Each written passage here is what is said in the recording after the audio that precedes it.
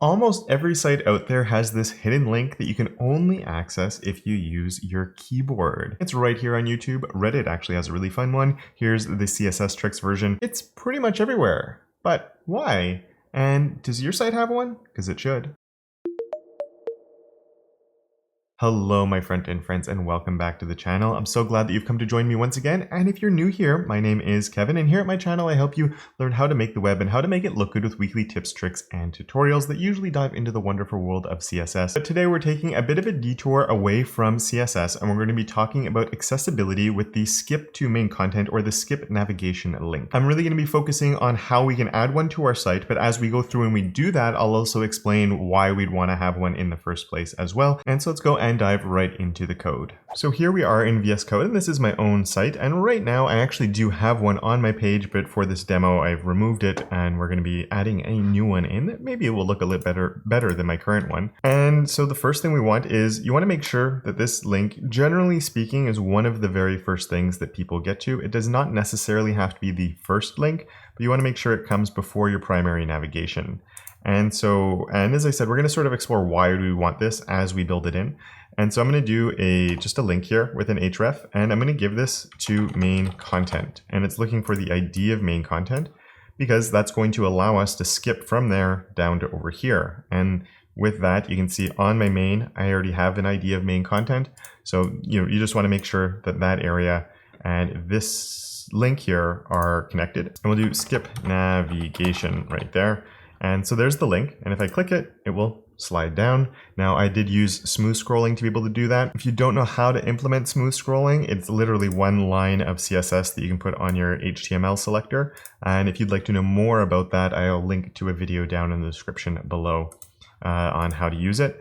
And so you can see that when we click, it scrolls down. So it's working, but there might be two questions going in your head. First, we don't always want to see that, obviously, and that's why it does become a hidden link, and we'll look at how we can make it hide and show when we want it to. But why do we even have it in the first place? Why do we have something where if we select it, it scrolls down a little bit? Or even without the smooth scrolling, it would just snap there, and that's fine.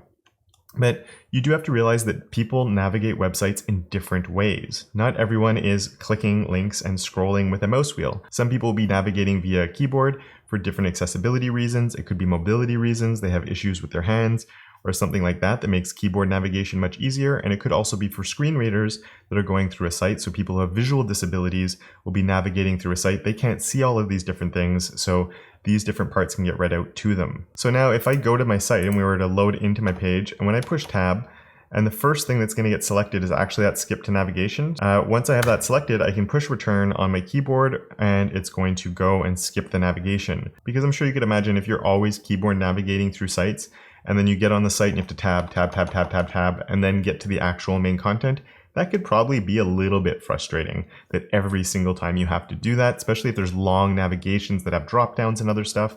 So that's why we want to include that there. And even like some people are using their keyboard just because it's faster and they don't want to be going back and forth between the mouse as well. You might have broken your hand. It's really hard to use a mouse. You start keyboard navigating for a while. So there's a lot of very good reasons why we should do this, and it's really not hard to do.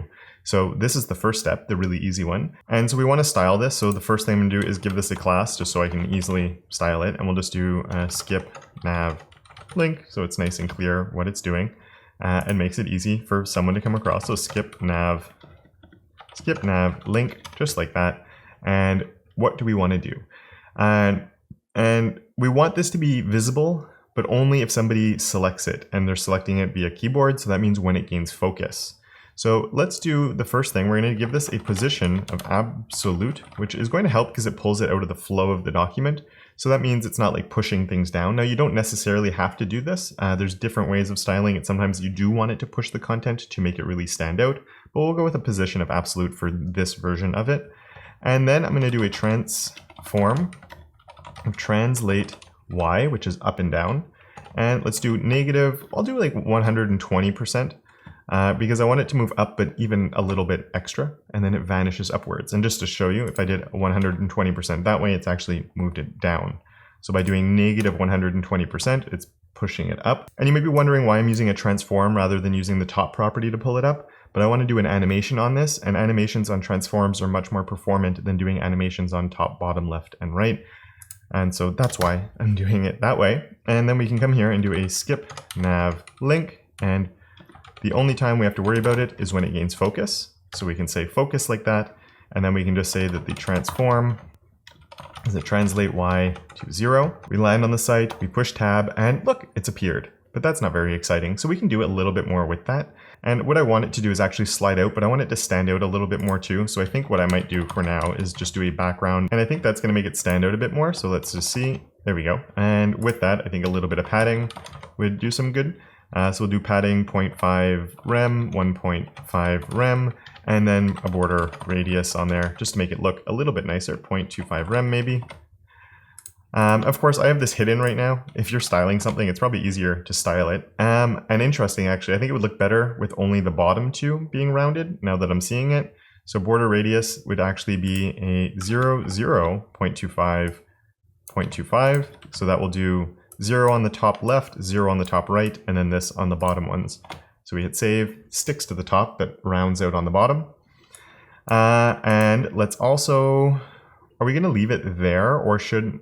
I'm going to leave it here in the corner, but maybe just give it a left of 0.5 rem or something, just so it's not stuck right to the edge of the page.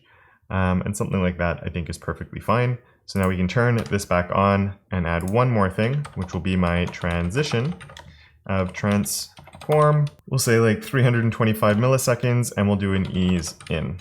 So now I can go on my page, we want to select it, there it is, push return on my keyboard, and it skips down. And it just, by having a little animation on there and nothing too fancy, it does help just bring a little bit more attention when it does show up. So little things like that can help. And this is just one small but very easy thing we can do to help increase the accessibility of our website. And if you'd like to learn a little bit more about accessibility, I have put a link down below to the A11Y project, which is an accessibility project. It's really great for getting started with accessibility. And I've also done an interview with Ashley Boyer a while back where we talked about getting into accessibility, getting started with it, the different reasons and different things that we need to take into account with it. If you'd like to check that out, the video is right here for your viewing pleasure. And with that, I want to say a very big thank you to Adam, Johnny, Stuart, Randy, and Tim for being my supporters of Awesome over on Patreon, as well as all my other patrons for their monthly support. And of course, until next time, don't forget to make your corner of the internet just a little bit more awesome.